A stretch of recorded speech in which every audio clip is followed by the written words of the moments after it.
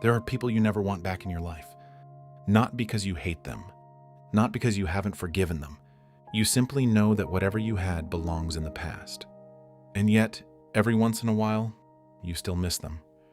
Not enough to call, not enough to reach out, not enough to try again, just enough to feel their absence.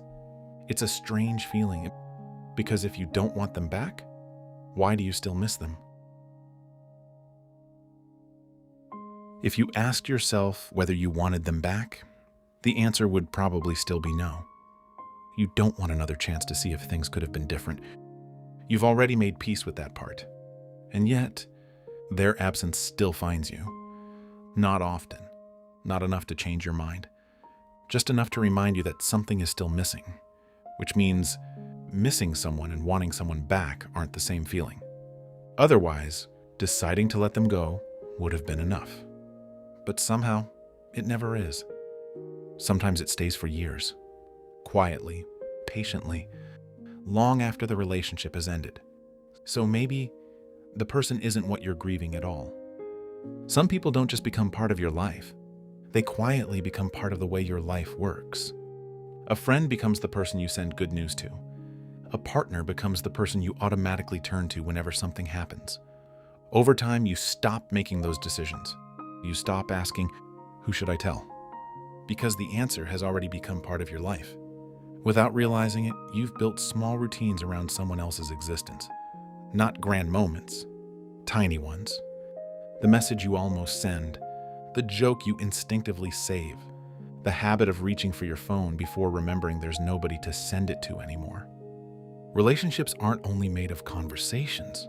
They're made of countless small expectations that become invisible with time. And when a relationship ends, those expectations don't disappear overnight. They keep showing up, looking for someone who's no longer there. Maybe that's why the absence feels so strange. Because sometimes, it's not the person you notice first. It's the empty space they used to occupy in the rhythm of your day. But even that doesn't explain everything.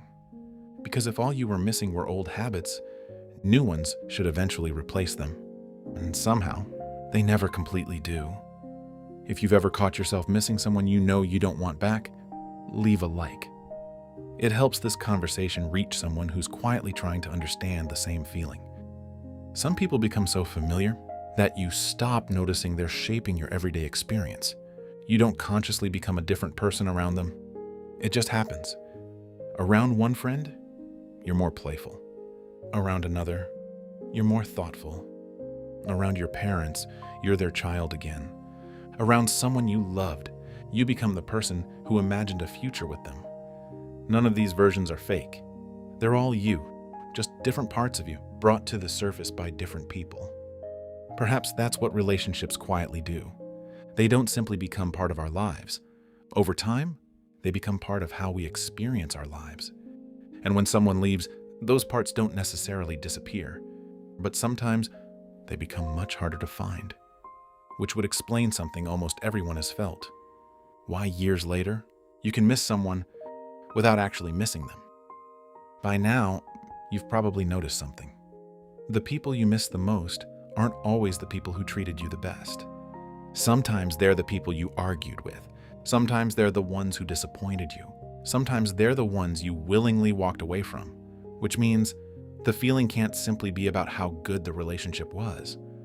Perhaps it's about something else entirely. Think about the people who have shaped your life. Not what they gave you, not what they said to you, but who you became when they were around. Some people made you laugh in a way nobody else ever has. Some made you curious. Some made you feel understood without having to explain yourself. Some made you believe you could become someone you hadn't met yet. None of those moments felt important while they were happening. They simply became part of everyday life. Until one day, they quietly stopped happening. And that's the strange thing about losing people. You don't notice everything they've taken with them the day they leave. You notice it months, sometimes years later, when life presents another ordinary moment, and you instinctively reach for a way of being that no longer comes as naturally as it once did. Some absences aren't felt because someone is gone. They're felt because a certain way of living quietly disappeared with them. Perhaps that's why the feeling lasts. Not because you're waiting for them to return, but because life still occasionally reminds you of everything that only existed while they were here. Maybe that's why some people stay with us even after we've stopped wishing they were still in our lives. Not because we're meant to find them again, and not because the relationship was supposed to last. Perhaps every meaningful relationship leaves something behind. Not just memories, but ways of living that quietly become part of us. When the relationship ends, those things don't disappear. They simply stop arriving through the person who first brought them into our lives.